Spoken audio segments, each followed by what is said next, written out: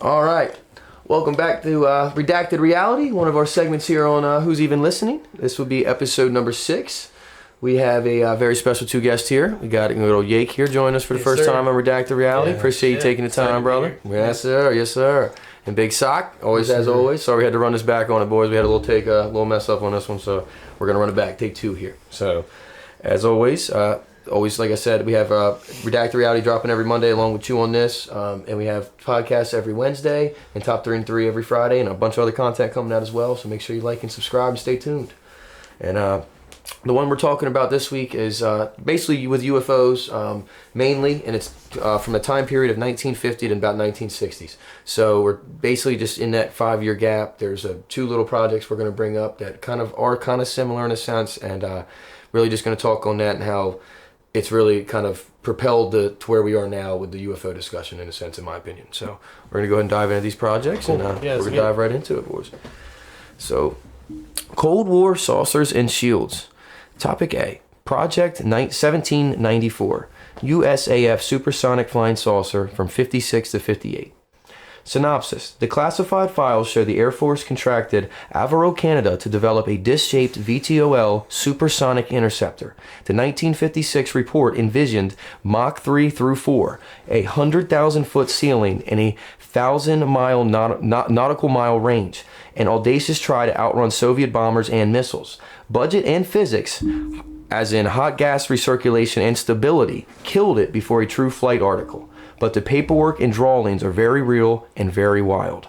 So obviously, the whole synopsis of that is they tried to basically create a UFO saucer, and obviously it was planned to do a lot, and especially for the 50s, was a very pioneering plan. Yeah, they had some large plans for that aircraft. Yes. Yeah, and I mean, as we talked about before, it was it's like real interesting to see how far they came with the VTOL airships, just because.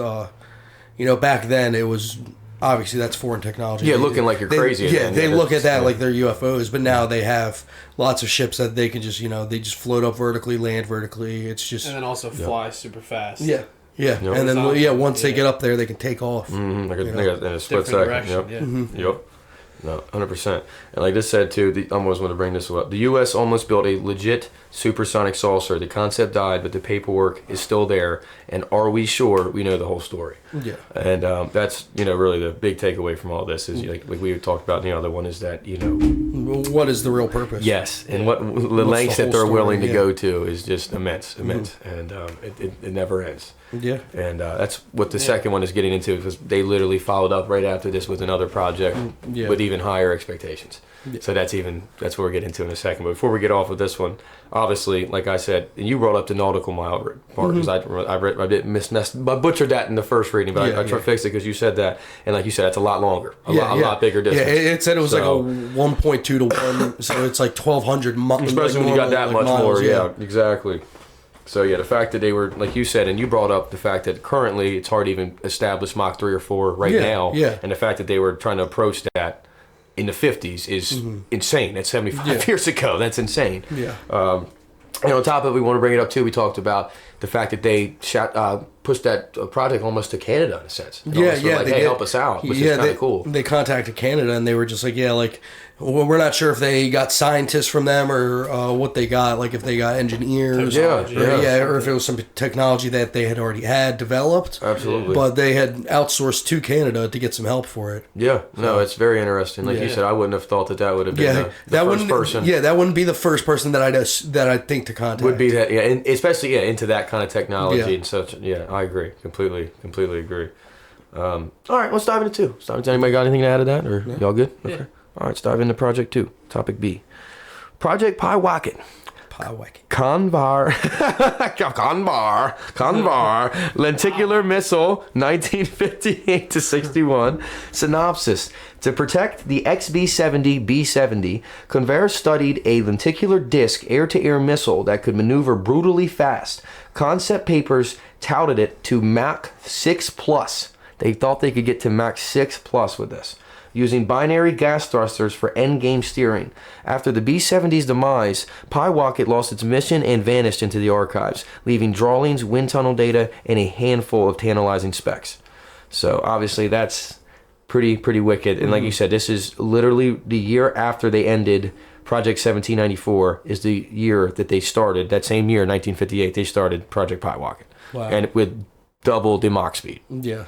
I will say that the one difference is that that's an air-to-air missile. Correct, and it's not an actual. It's not a manned aircraft. I think that's maybe was why they did that. It was like, all right, we can't maybe make it happen on our own with our own propulsion and all that, but maybe we can put it on something that's already moving. Yeah, I completely agree with that. No, that's crazy. But like you said, just the fact that they're even attempting to do that at that stage, and the fact that they even thought that they could get to that is insane. I mean, like you said, what information are they having to think that's possible? Like you said, I always bring it to this is going to be a crazy analogy, but we all think about something and think about, like, if it's not possible, we almost don't think about it, because it's like, until you see it, you don't really think it's possible. So it's like, how would you really know to go for that if you didn't think you could? You know what I'm saying? Like that. Exactly. It's like, you'd have to know that it was possible already. Yes. It's so like us in everyday what life. What information did they already have prior to that? To convince them. Yeah, to convince them that it was not only capable, possible, but that they could do it themselves. Absolutely. And I also wonder how much money they put into both of these. The projects. We will add that in as the descriptions. We did that for the last one we did actually too. So we'll make sure we add that in for people. I mean, I will make sure I add that to the description for Project 1794 and PYE WACKET. I will find it. Called off. Like, they never really got into full. Correct. Well, they both diminished within 3 years. One was 2, the other one was barely 3. So they never got into a full-fledged state. But just crazy. Like you said, the fact that it was a thing, they were pouring money into it. It was a ongoing thing for the government to really pursue that. So that's pretty wicked. And like you said, it makes you think, what are we doing now? I mean, the government will just waste money on whatever they feel like now. That's proven. You ain't kidding. Like you said, the biggest thing we can ask ourselves is, what if this is capable then, and this was what's the mission now? Mach 20. Yeah. You know what I mean? I did see that it said NASA had a experimental aircraft that's reaching about close to Mach 10. So I guess I wasn't too far off. Mach 20 it probably isn't the plans. Good Lord, man. Crazy, dude. But no, those are crazy. Like I said, 50s to early 60s, the late 50s to early 60s. That was quite a 75 years ago. You can tell they were really trying a lot then. That was like the first time they were really pushing the envelope, really trying to really push it. So that's just from our side. I guess we're have to dive into some other countries as well to see what they were doing in this time period too, to see if it kind of correlates, like to see if other countries were doing. Do you know what I mean? Like I'm curious to look into this to see what other countries. For example, Russia was running these same kind of missions over there. So China, you know what I mean? I'm curious to see what those bigger countries were really doing the same thing at the time, which I would assume so. Like I don't want to say that, but I'm curious. I want to look into that. And we will make sure, our audience, that we drop in I agree, that was a good thing to say. We'll make sure we find a budget for both of these projects. If we can't find the exact, we'll at least get the estimated budget for everybody, and we'll drop that in the description. But so like I said, the only thing I think, big picture for me is, what do we not know and what are we doing now? I think those are the two takeaways I have. I don't know about you guys, but that's how I feel. I mean, you never really know what the government could be up to nowadays. And that was back 75 years ago, so there's probably something along those lines that's developed now. We just don't know. There's something going on. Might be in Arendelle. Arendelle. The secret sauce, we're gonna go look. We'll let you know. It's coming soon. But dude, who knows? It's gonna be an interesting world coming forward for us, dude. Hopefully, I mean, I don't know. I don't want to say we could take our own selves out the way it is, but hopefully, hopefully we do good things with it, because there's a chance to do a lot of good things with AI and all the stuff we have now if we just use it wisely. But it's just question is what we do with it. We'll see. It's up to us. It's up to us. So, but thank you again for coming on, guys. That was a cool one. So, like I said, hopefully we made you all think a little bit. Hopefully we made everybody question something, question everything. As always, we always say, question everything. Don't take things for the way they are. Make sure you do your own research. Make sure you do your own due diligence, and come up with your own opinion, not just take everybody else's. So we all need different mindsets and different perspectives, and we can do a hell of a lot better job of reading through things more instead of just believing things verbatim right as we see them. So let's try to do a little more research Like I always say, I bring it up to the guilty stuff.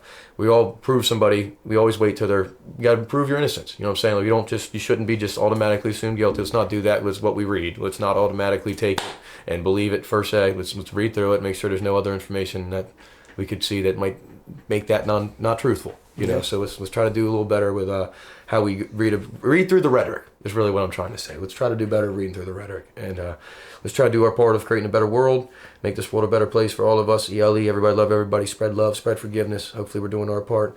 Thank you again, guys, for doing that, and hopefully we're keeping everybody on the edge of their seat with some spooky stuff, spooky redacted stuff. We'll have something spooky for you next week. And as always, stay tuned in. Redacted Reality coming out every Monday with Chew on This if it's not redacted. Wednesday's the podcast, every Wednesday at 6. And Fridays we got Top 3 and 3 and a lot more content coming out. Make sure you stay like and subscribe. Check a reminder. Make sure you set that so you can always see what's coming out. We always got something coming out every day. So make sure you stay tuned in and appreciate everybody that does. And thank you guys again, as always. And this is Redacted Reality, Episode 6, signing off.